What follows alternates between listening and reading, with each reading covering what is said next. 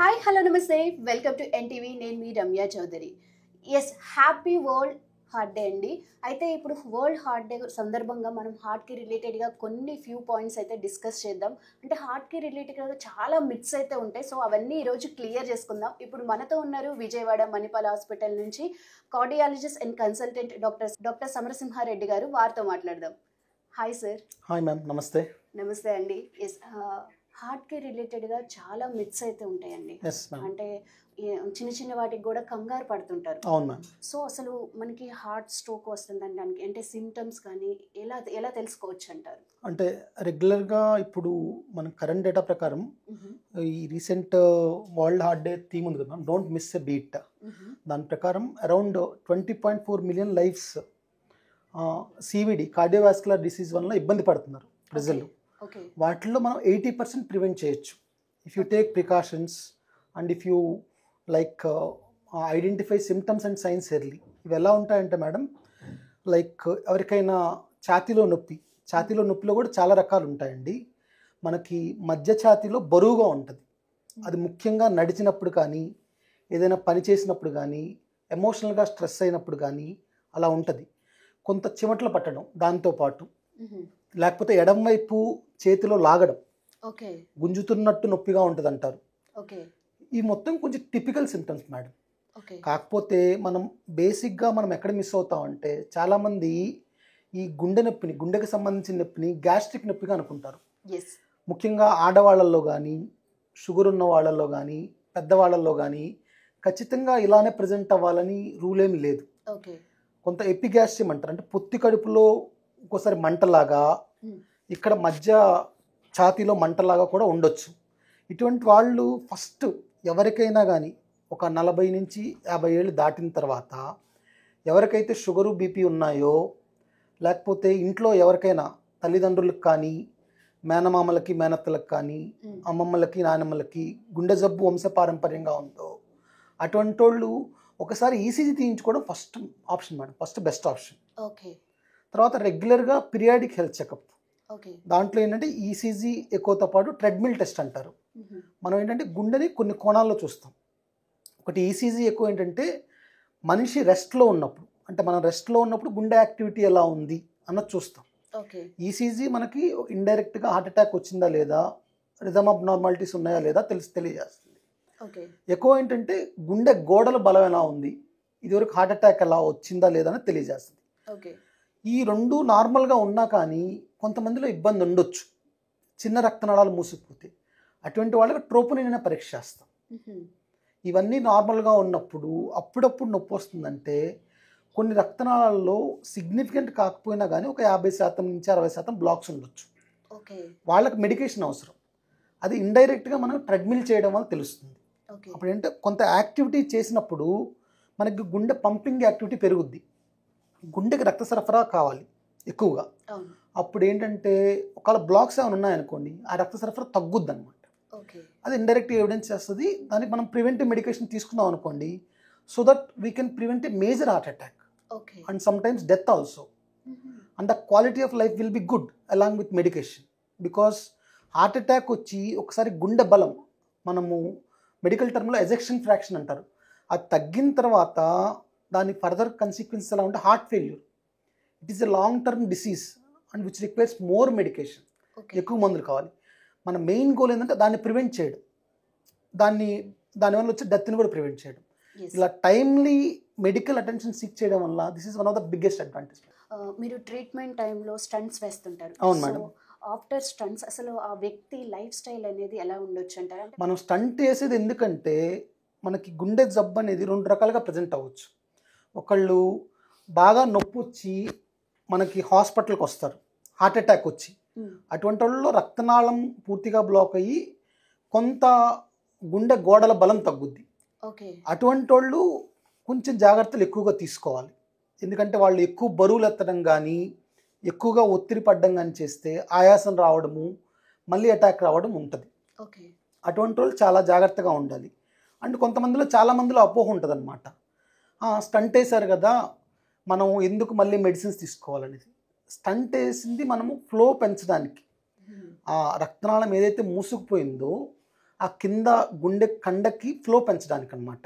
మనం ఈజీగా చెప్పాలంటే you take this one, heart attack అనేది దీనివల్ల ఇక్కడ రక్తనాళం వల్ల మూసుకుపోయింది అనుకోండి, మనం ఇక్కడి నుంచి ఇక్కడ దాకా స్టంట్ వేసి ఫ్లో పెంచుతాం.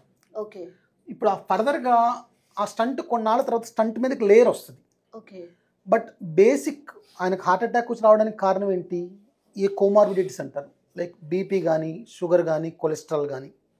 ఇంకొకటి జన్యుపరంగా, ఓకే. స్వతహాగా ఫ్యామిలీస్లో రన్ అయ్యేటి. మనం జన్యుపరంగా మనం ఏం చేయలేం. ఎస్. మనం చేయగలిగింది ఏంటి? మనకున్న ఏవైతే రిస్క్ ఫ్యాక్టర్స్ ఉన్నాయో వాటిని కంట్రోల్లో పెట్టుకోవడం. అవేంటి? BP, sugar. అండ్ ఫర్దర్గా బ్లాక్ అయ్యి మళ్ళీ హార్ట్ అటాక్ రాకుండా ప్రివెంట్ చేయడానికి ఖచ్చితంగా మెడిసిన్స్ తీసుకోవాలి.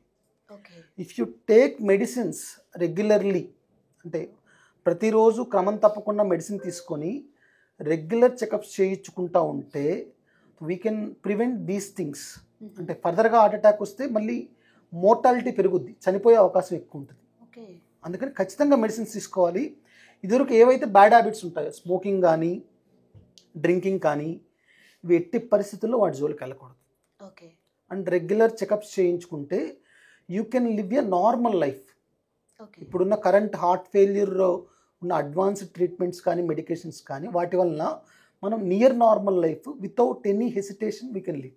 నైస్. ఇప్పుడు మీరు అడ్వాన్స్డ్ ట్రీట్మెంట్స్ అన్నారు. అసలు గతంలో ట్రీట్మెంట్ ఎలా ఉంది, ఇప్పుడు ఎలా ఉంది ట్రీట్మెంట్ అనేది? మనము లైక్ గతంలో హార్ట్ ఫెయిల్యూర్లో మోర్టాలిటీ చాలా ఎక్కువ ఉండేది మేడం. ఓకే. ఇప్పుడు ఆప్టిమమ్ మెడికల్ థెరపీ అని లైక్ మెడిసిన్స్ కూడా మంచి అడ్వాన్స్డ్ మెడికేషన్స్ వచ్చాయి. ఓకే. వాటి వల్ల ఏంటంటే మనకి 90-95% ఆఫ్ పేషెంట్స్ ఎవరైతే మెడికేషన్ రెగ్యులర్గా తీసుకొని జాగ్రత్తగా ఫాలోఅప్లో ఉంటారో వాళ్ళు రెగ్యులర్గా ఓపీడీకి వస్తారు. ఓకే. అంటే జస్ట్ చూపించుకొని మళ్ళీ మెడిసిన్స్ టైట్రేట్ చేసుకోవడానికి. ఎవరైతే అడ్వైస్ ఫాలో అవ్వరో, అంటే చాలామంది అనుకుంటారంటే డాక్టర్ గారు నేను ఇన్నాళ్ళ నుంచి మందులు వాడుతున్నాను, నాకు అంతా బాగుంది, నేను మందులు ఆపేస్తానంటారు. అది తప్పండి. మీకు అంతా బాగుంది ఎందుకు? మందులు వేసుకోవడం వల్ల. ఓకే. మన రీసెంట్ స్టడీస్ కూడా వీటికి మందులు ఆపకూడదు అన్నారు. ఆ మందులు వేసుకోవడం వల్ల బాగుంది. ఆ మందులు కూడా మనము సైడ్ ఎఫెక్ట్స్ లేని డోసుల వరకు ఫిక్స్ చేస్తాం.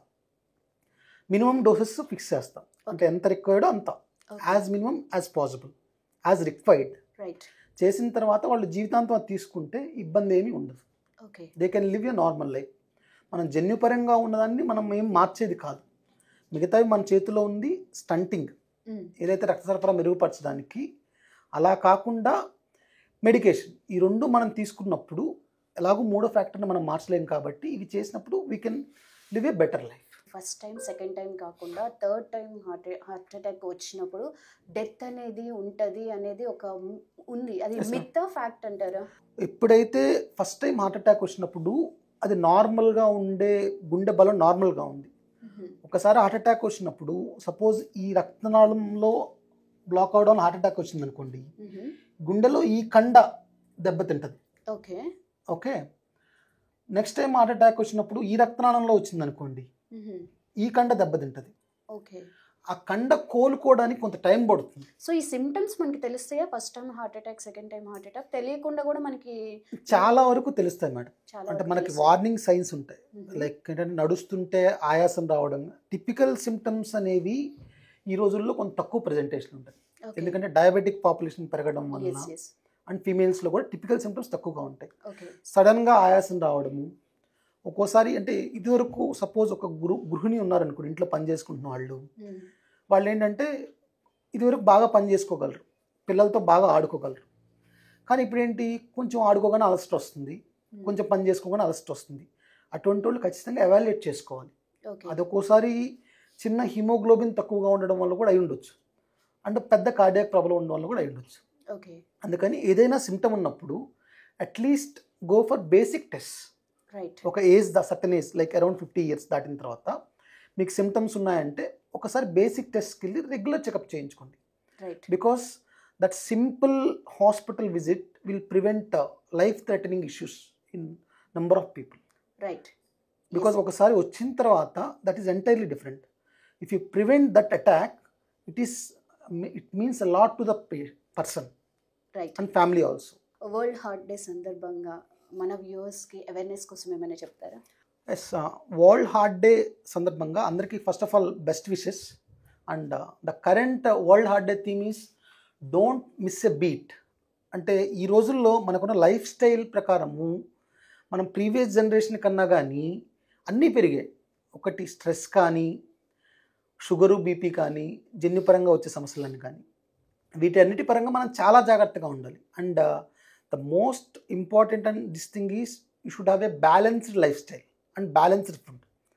అండ్ ఈ రోజుల్లో it's very difficult to prevent eating junk food and this thing. Still అంటే మనం ఫ్యూచర్ని దృష్టిలో పెట్టుకొని ఖచ్చితంగా ఒక 7 to 8 hours స్లీప్, కొంత బ్యాలెన్స్డ్ ఫుడ్ అంటే కూరగాయలు, పళ్ళు, నాన్ వెజిటేరియన్ తిన్నా కానీ మితంగా తినాలి. ఏదైనా మితంగా తినడం అనేది చాలా మంచిది. With moderate exercise like 5 to 7 days ఒక 30 నుంచి 45 నిమిషాలు మోడరేట్ ఎక్సర్సైజ్ చేయడం చాలా మంచిదండి.